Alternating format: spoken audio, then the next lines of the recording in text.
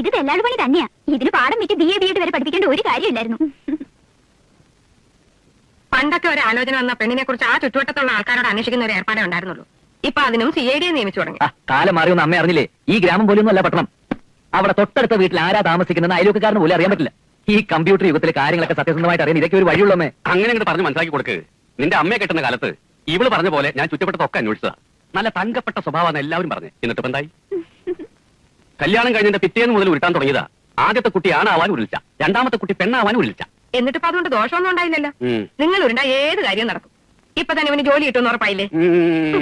ഉണ്ണേട്ടൻ ജോലിക്ക് പോകണം തന്നെയാണ് അമ്മായി പറയുന്നത്. പിന്നല്ലാതെ ഇതിനു വേണ്ടി കറവയുള്ള പശുവിനെ വരെ വിറ്റതാ. വല്ല കൊലക്കേസുമായിരുന്നെങ്കിൽ നിഷ്പ്രയാസം കണ്ടുപിടിക്കാമായിരുന്നു. ഇതൊരു പെണ്ണിന്റെ ഹിസ്റ്ററി ചോർത്തി എടുക്കാന്ന് പറഞ്ഞ പൂഴി മണൽ കൊണ്ട് ഇഷ്ടിക ഉണ്ടാക്കുന്ന പോലെ ഭയങ്കര പാടാ. എന്ത് പറഞ്ഞാലും അവനൊരു ഇഷ്ടികയും ചോളയും എഴുതി പോടാ. Thank you. ഞാൻ CID ആവാൻ പോകുന്ന വിവരം ഈ നാട്ടുകാർ മുഴുവൻ അറിഞ്ഞതാ. അതുകൊണ്ട് ഇന്ദ്രപ്രസ്ഥത്തിൽ അനന്തപത്മനാഭന്റെ ഏക മകൾ അരുത്